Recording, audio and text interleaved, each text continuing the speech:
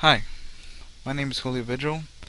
The class that I'm doing the final project for is CES 5706 at the University of Central Florida.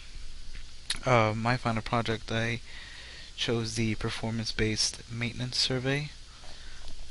So here we go. So first I wanted to talk about what performance-based contracts actually are. They were created in April 9th of 1991, and essentially what there's always quality versus cost in most projects, and they kind of wanted to make a contract system where both of them go hand in hand, where the cost doesn't need to be sacrificed for quality and vice versa, meaning you get the same amount of quality or more for lesser costs. This established requirements in a result based, like result oriented manner. So it establishes standards and requirements for each project to achieve or maintenance to achieve. Um, it also ensured measurable performance expectations and corresponds to work requirements. Um, it also incorporates constraints and cost incentives. Sometimes these cost incentives would simply be if you didn't go above a certain cost for the project, or you didn't reach a certain cost for the project, then you would get paid extra as an incentive not to reach that cost. Meaning, they would reward um, the people, like the contractor, for not upping the price of the actual project. And also it ensured that quality assurance surveillance plans are tailored to contract objectives, and we'll talk about that more later. Identifying results um, and contractors and what they have to do with this method. First, identifying the results. It acknowledges incentives that support programs and site priorities, such as project-specific integrated efforts, technology development, and infrastructure maintenance. And what the contractors have to do with it, besides performance evaluation, contractors had motivations for getting larger fees or more future work with the same company, recognition for their good job, and they would be rated against their past performances. So, meaning, they would be rewarded for always excelling and doing better each for each project. Um, so they also hired um, people called contract management, or organizations that are contract managements, and they would go for they would install three different things. I wanted to talk a little bit about, even though I didn't write this in my report, I thought this was important to at least touch upon a little bit. Quality assurance surveillance plans, and these these specifically, what they would do is that they're a tool to evaluate contractors' performances. They would also provide structured approach to performing quality inspections and surveillance. Um, it establishes frequency and types of inspections, and it also obviously focuses on results in quality and timeliness. So that's a very important factor. So to start off, the performance-based contracts in constructions. As in general, this would promote innovation and sustainability. Innovation in how things were done, materials, costs, etc. And obviously to make the building or whatever sustainable. Um, First thing they used it for, or one of the first things they used it for, was highway maintenance adaptation. and this was done because it would manage and make maintenance services. They would use it for rehabilitation works, improvement works, and also emergency works for the actual highways.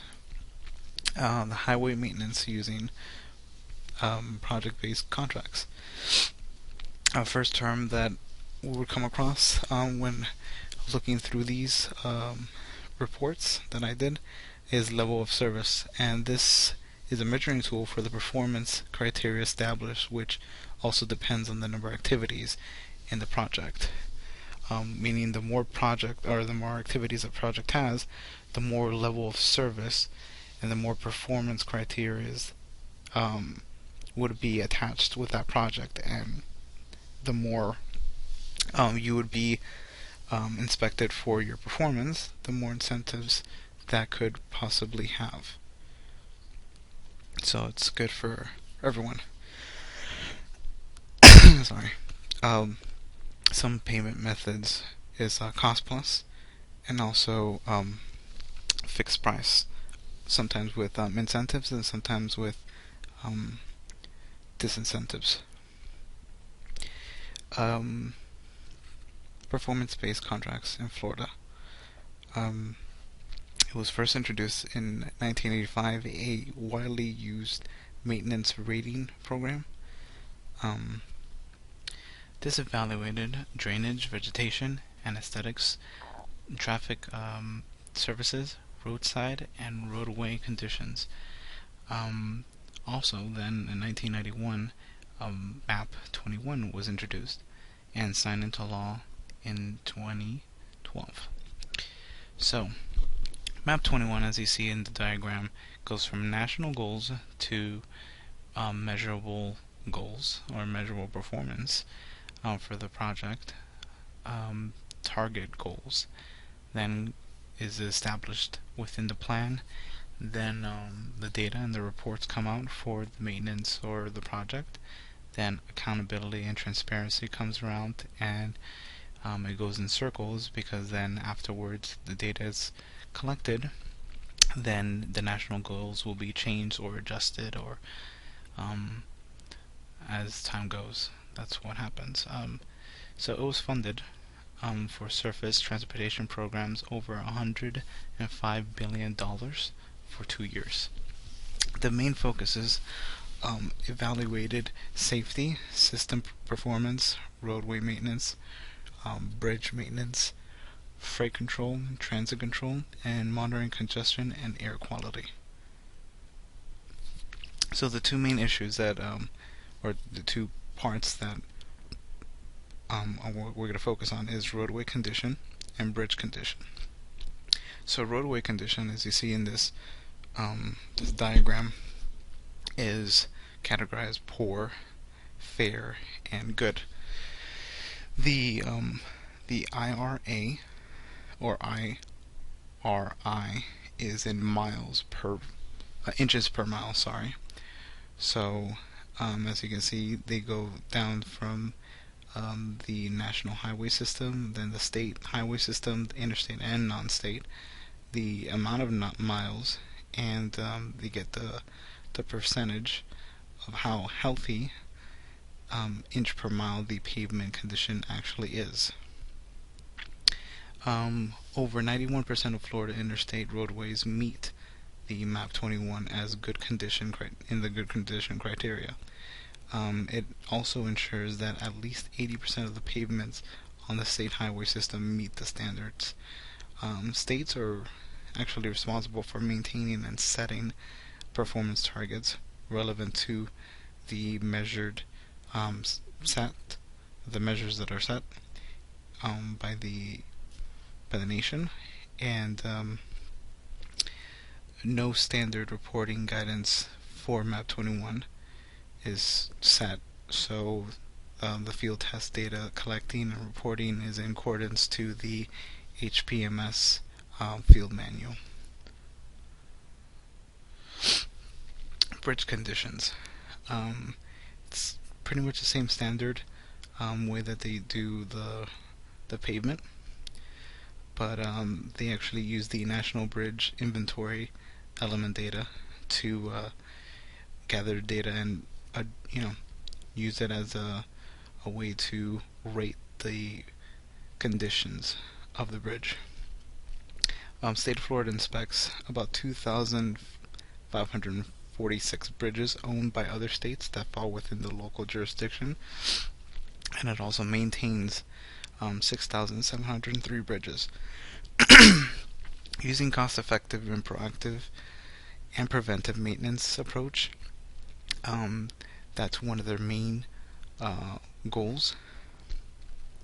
They want to make bridges that are cost-effective or maintain bridges that are cost-effective, but also preventive is number one key because of the safety for the bridges, because of all the traffic that goes over bridges from day to day.